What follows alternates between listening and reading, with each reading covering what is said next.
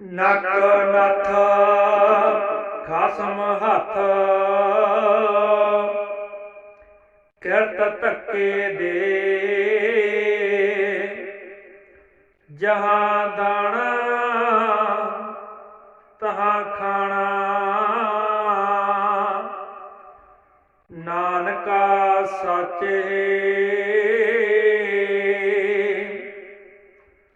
ਸਮੂਹ ਸਾਧ ਸੰਗਤ ਜੀਓ, 100 ਸਾਖੀ ਵਿੱਚੋਂ ਅੱਜ ਆਪਾਂ ਸਾਖੀ ਸੇਮੀ ਵਿਚਾਰੇ ਬਾਰੇ ਵਿਚਾਰ ਚਰਚਾ ਕਰਾਂਗੇ। ਆਪਾਂ ਪੰਗਤੀ ਪੜ੍ਹੀ ਹੈ, ਨੱਕ ਨੱਥ ਖਸਮ ਹੱਥ ਕਿਰਤ ਧੱਕੇ ਦੇ ਜਹਾਂ ਦਾਣਾ ਤਹਾਂ ਖਾਣਾ नानका साचे है। नक में किए हुए कर्मों की नकेल पड़ी हुई है, जानी कि अपने ਜਿਹੜੇ पिछले कर्मा इन्हां दी नकेल अपने नक विच पई हुई आ, जिस दी डोरी अकाल पुरख दे हत्थ विच है ते ਉਹ फेड़े हुए कर्मां दे पिछे धक्का लगाई जाते हैं। जिमें जिमें अपने कर्म करे उमें आपां नूं जाना पैंदा। जहाँ का आवोदाना और कर्मों का सिलसिला होगा वहाँ री अवस जाना पड़ेगा, भी उत्थे दूर ही जाना पड़ेगा जहाँ जहाँ अपना कोई दाना पानी लिखा वा। सतगुरु नानक साहब जी का ऐसा ही फरमान है। ये वचन सच समझने चाहिए। भाना मन्ने हुक्म रजाए, भाना हुक्म जो सिर मत्थे पर धरे रजा वाले अर्थात महाराजा की ऐसी ही नेत है। मर्जी भाना हुक्म तीनों एक ही है, राजी वर रजा हो। जो हुक्म हो उस पर साकर रहे, शुक्र के साथ आज्ञा माने। प्रमाण गुरबाणी हुक्म मन्ने होवे परवाना, तां दरगाह का महल पैसे। खसमै भावै सो करे, मनो चिंदिया सो पल पैसी। तां दरगाह पैदा जैसी,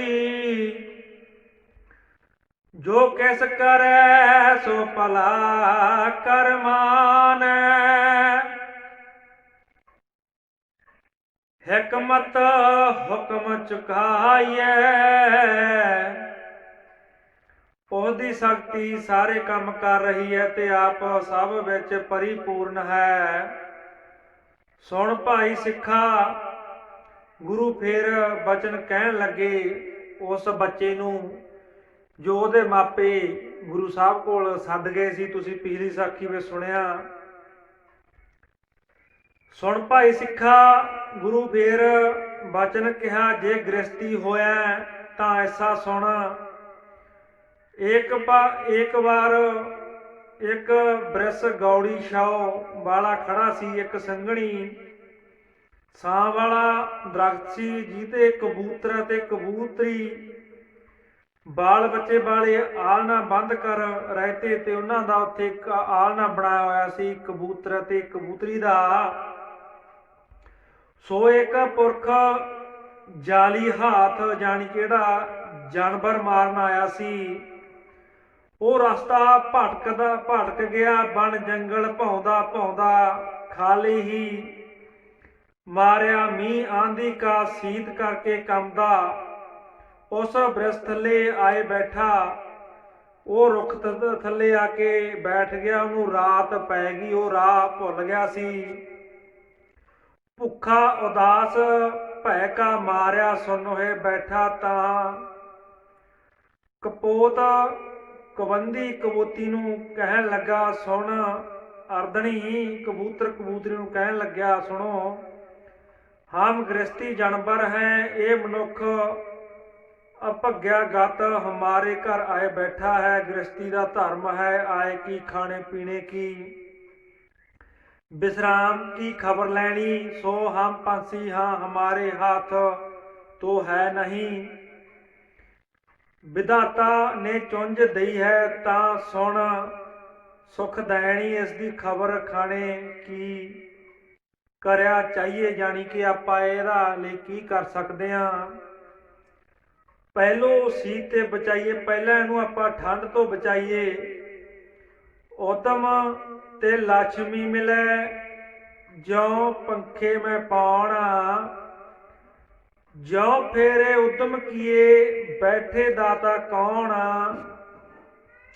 ਇਤਨੀ ਕਹਿ ਕਰ ਉੱਡਿਆ ਸੋ ਇੱਕ गांव था, एक पिंड सीगा, जहां अंजाली बकरी भेड़ की ठौर आगतूए थी। जिथे एक आजड़ी सीगा, बकरी भेड़ां दी ठहर वाली वो थां सी।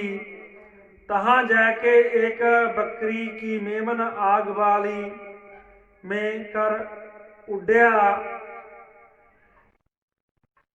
अपने आलने के पास जानी कि एक चिंगारी लैके उथों उड खड़िया ते अपने आलने कोल आ गया ते अंगारी उहने उस आलने दे नेड़े सुट दित्ती। देख कर ਉਹ ਮਾਣ ਮਨੁੱਖ खुशी होया, बाली अग ਉਹਨੇ अग बाल ली सी, दूर हो गई लकड़ी उहाँ बहुत थी।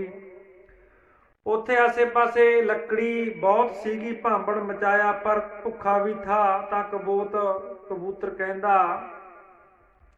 ਇਹ ਘਰ ਕੀ ਸਰਦਾਰ, बाल बच्चे नूं पाल रखी। मैं इस माणू दे थोड़े हार नूं अपना शरीर देंदा हाँ। कबूतर कहंदा कबूतरनी नूं भी तू अपने बाल बच्चे संभाल के रखी, मैं भुखे दी भुख मिटाउण लई अपने शरीर दी बाजी लगा दिंदा हाँ।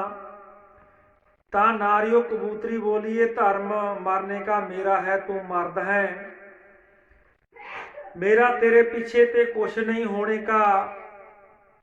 नारी नरक शरीर है, बिना पुरख कह काम।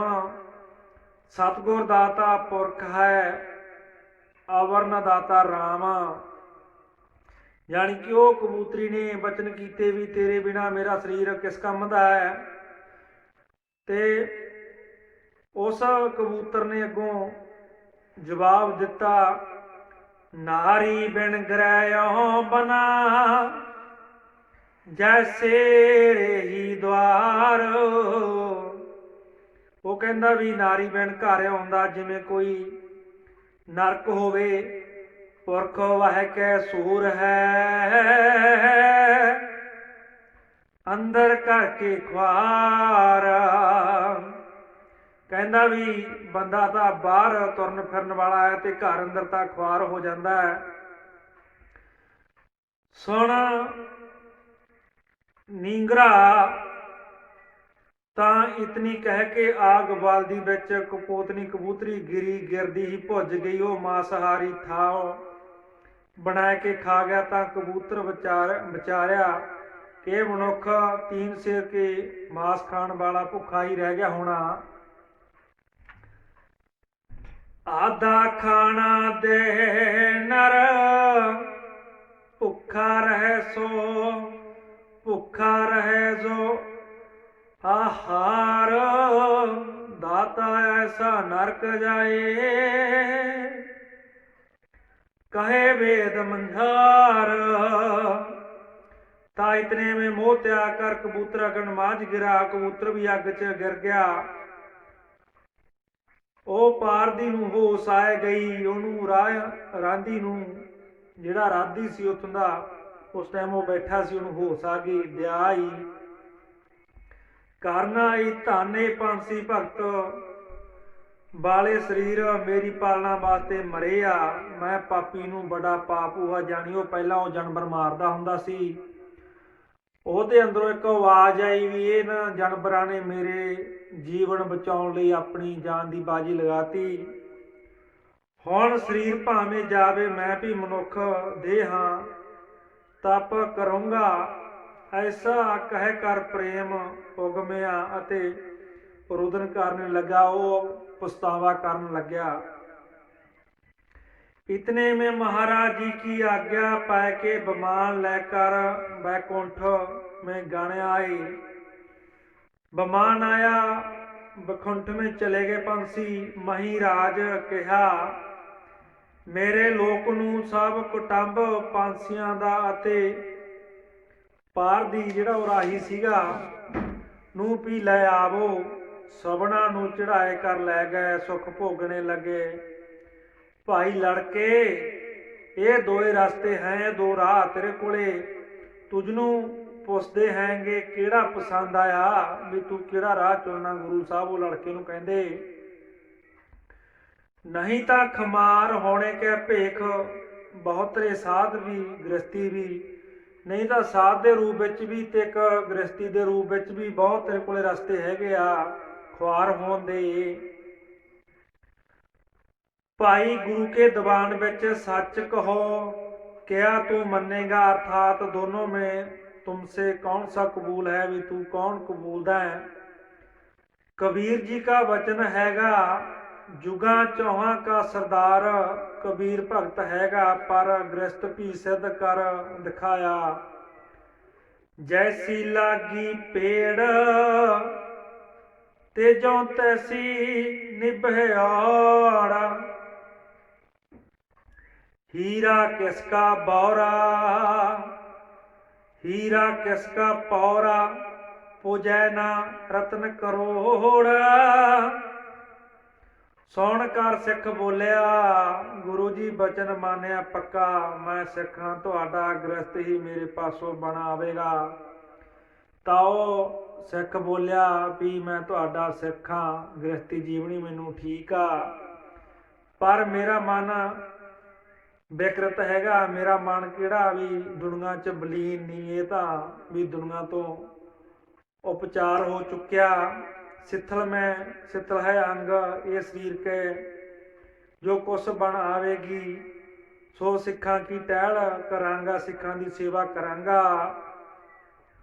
गुरु जी हंस कर बोले, गुरु के हजूर की टहल करया कर, तेरा भार गुरु के वंड लैणगे। जानी कि तेरे गनाह भार आ गुरु वंड लैणगे, ते तू टहल सेवा करया कर।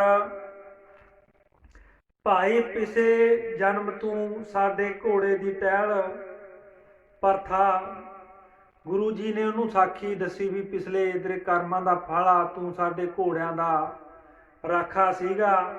असां एक बार रात नूं कहा सी घोड़े की खबर लेवनी, तेरा नाम मुंडू था।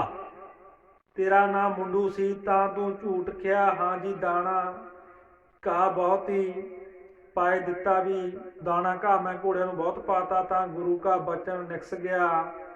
गुरु जी ने सहज सुभा वचन कर दिते, जाहे दर्दिया तैथों घर कीकर निवेगा। भी तैथों घर कीकर, भी तू घर कित्थों संभाल लेंगा।